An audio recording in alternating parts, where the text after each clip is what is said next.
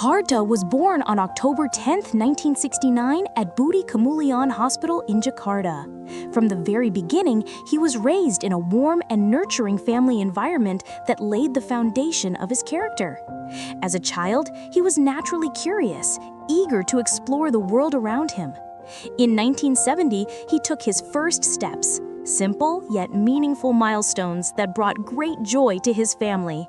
A year later, in 1971, his family moved from central Jakarta to Denpasar, Bali. This transition opened a new chapter in his early life. Surrounded by a different cultural and social environment, he found space to grow, play, and gradually absorb fundamental values such as discipline, compassion, and independence, values that would quietly shape the course of his life. His early social world began to take form when he entered kindergarten at TK Aisyah Bustanul Atfal ABA 1 Denpasar. Although he had not yet learned to read, his curiosity was already being nurtured at home.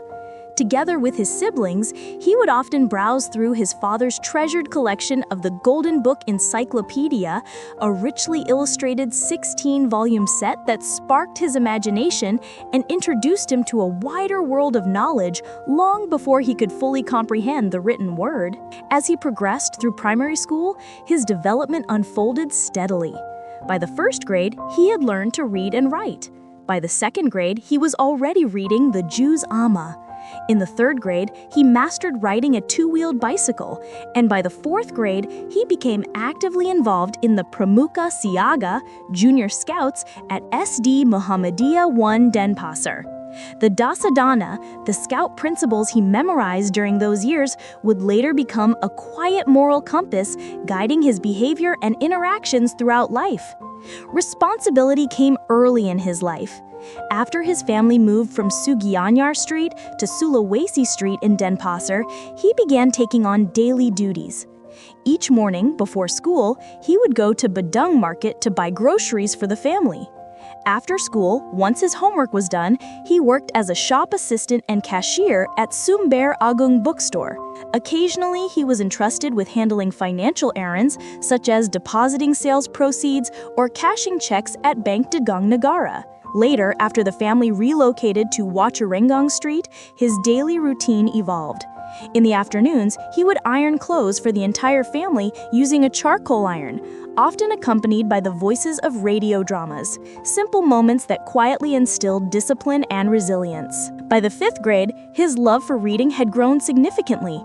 He became an avid reader of children's magazines such as Bobo, Donald Duck, and Si Kuncung. He also immersed himself in the adventures of Tintin by Hergé and Indonesian wayang comics by R.A. Kosashi, including Baratayuda and Pandawa Seda. From these stories, he developed a deep admiration for Yudhishthira, whose character left a lasting impression on his young mind. At the age of 11, Karta displayed a remarkable sense of independence.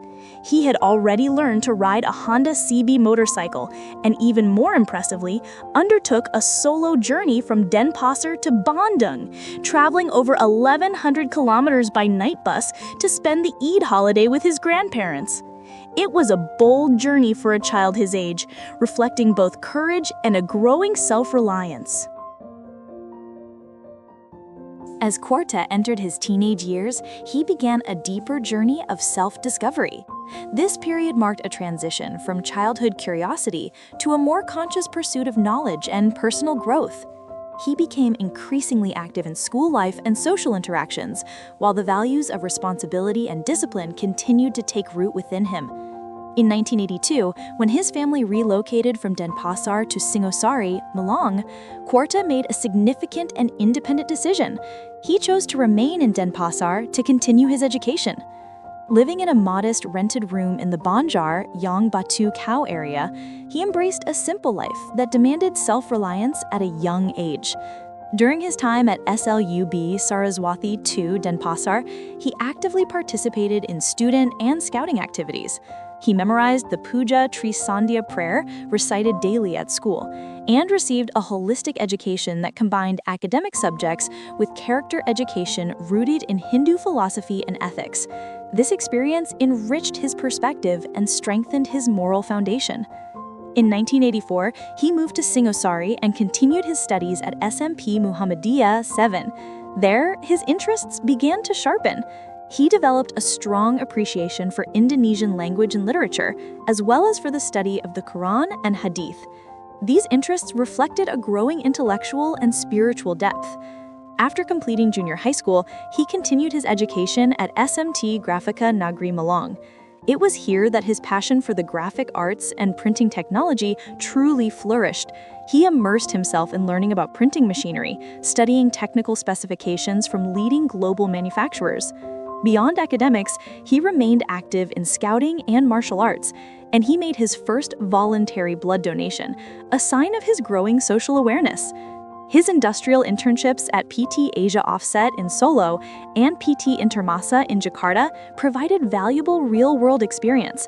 These opportunities not only deepened his technical skills, but also strengthened his aspiration to pursue a professional career in the printing industry. At the same time, a dream began to take shape: to one day visit Germany, a global center of printing innovation. As Quarta entered young adulthood, his life began to take on clearer direction. The years of curiosity and exploration gradually transformed into a period of purposeful preparation. He stepped into higher education with the growing awareness that the choices he made would shape not only his future, but also the contributions he could offer to others. His selection for a government-sponsored scholarship in graphic engineering marked an important milestone. It was both recognition of his potential and an opportunity to deepen his expertise in a field he had come to value. During this period, he encountered new tools and technologies that would later influence his professional path, including his first experience with computer-based desktop publishing using the Apple Macintosh II. Beyond academic learning, Quarta began to develop his identity as an educator. His teaching practicum and early teaching experiences allowed him to bridge theory and practice, strengthening both his technical skills and his sense of responsibility. He was not merely acquiring knowledge, he was learning how to pass it on. In 1992, shortly before the completion of this formative phase, Quarta experienced a profound personal loss with the passing of his mother. The event marked a turning point in his life. From her, he carried forward enduring values: discipline and faith, sincerity in action, and a deep concern for others. These principles would continue to guide him in the years ahead. This period of young adulthood thus became a foundation, one that combined education, responsibility, and personal reflection, preparing him for the challenges and opportunities of professional life. The early years of Quarta's professional life were closely intertwined with the beginning of his family life. In 1994, he married Anita Rizkiana, marking the start of a partnership built on mutual support and shared aspirations. Together, they established their home in Malang, embracing a life defined not by abundance, but by commitment and perseverance. The arrival of their children brought new dimensions to his life. Each child's birth strengthened his sense of purpose and responsibility. Fatherhood introduced a deeper perspective, one that extended beyond personal ambition toward the well-being and future of his family. At the same time, Quarta continued to pursue professional development with determination. In 1998, he had the opportunity to attend advanced training in pre-press technology in Germany. This experience not only enhanced his technical expertise, but also fulfilled a long-held aspiration to witness firsthand the global center of printing technology. The exposure to international practices and standards broadened his outlook and reinforced his commitment to continuous learning.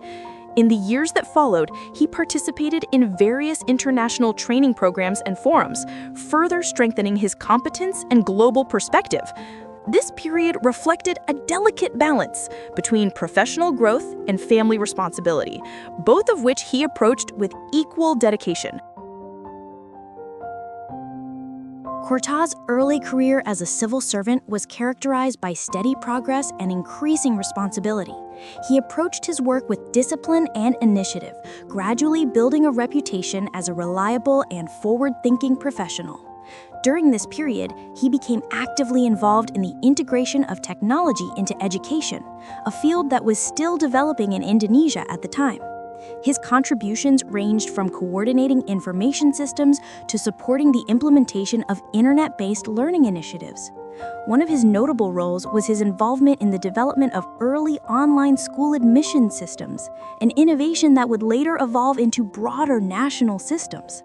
These efforts required not only technical understanding, but also coordination across multiple stakeholders, demonstrating his ability to manage complex initiatives. In addition to his formal duties, Kortak continued to enhance his own skills. He embraced emerging technologies, adapted to changing work environments, and remained open to new ideas. His willingness to learn and adapt became one of his defining strengths. His work did not go unnoticed. His appointment as an advisor in ICT literacy and teacher competency development reflected the trust placed in his expertise and his contributions to the field. This phase of his career laid a strong foundation for future leadership roles, built upon consistency, innovation, and a commitment to service. Entering his 40s, Korta reached a stage of professional maturity marked by broader responsibilities and greater impact. His experience and proven capabilities led to his involvement in large-scale national programs, particularly in expanding access to information and communication technology in education. One of his significant contributions during this period was his role in supporting internet access initiatives for thousands of schools across Indonesia. These programs played an important part in improving educational access and quality, particularly in regions with limited resources. Recognizing the importance of continuous development, Korta pursued further education, earning a bachelor's degree in communication and later a master's degree in public administration. These academic achievements complemented his practical experience and strengthened his capacity for strategic thinking. He also developed his expertise in internal auditing and governance, reflecting his commitment to accountability and institutional integrity. His ability to combine technical knowledge, administrative competence, and ethical principles positioned him as a trusted professional within his organization. In 2016, the passing of his father brought another moment of reflection. From him, Korta inherited enduring values: honesty, courage, and independence, along with the philosophical principles of mutual learning, compassion, and care. This phase of his life demonstrated not only professional achievement, but also personal resilience and a deepening sense of purpose. In the later stage of his career, Kawarda's role expanded beyond operational responsibilities into broader leadership and social contributions. He became increasingly involved in guiding teams, mentoring colleagues, and supporting organizational development initiatives. His commitment to community service was reflected in his long-term role as a neighborhood leader, where he served for over a decade. This role underscored his belief that leadership begins at the community level through direct engagement and service to others. Within the ministry, he contributed to key initiatives in human resource development and bureaucratic reform. His involvement in building and strengthening integrity systems helped his institution achieve important recognitions at both national and internal levels. He also played a significant role in the implementation of large-scale competency development programs for civil servants, demonstrating his ability to manage initiatives with wide-reaching impact. In 2024, he was entrusted with a leadership role in change management, an area that requires vision, adaptability, and the ability to guide transformation within complex systems. At the same time, his personal life continued to bring meaningful milestones, including the birth of his first grandchild and the establishment of a family library, symbolizing his enduring commitment to knowledge and legacy. In 2025, he assumed the position of head of the Leadership Administration and Protocol Division at the Ministry of Culture, marking another significant step in his professional journey.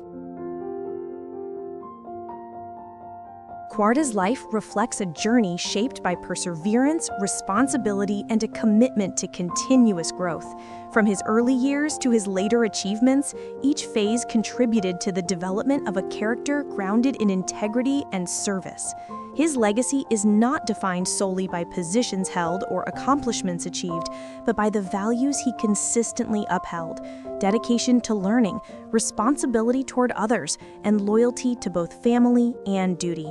Through his work, his leadership, and his example, he has contributed not only to the institutions he served, but also to the people whose lives he has touched. In this way, his story continues, not only as a record of the past, but as an enduring source of inspiration for the future.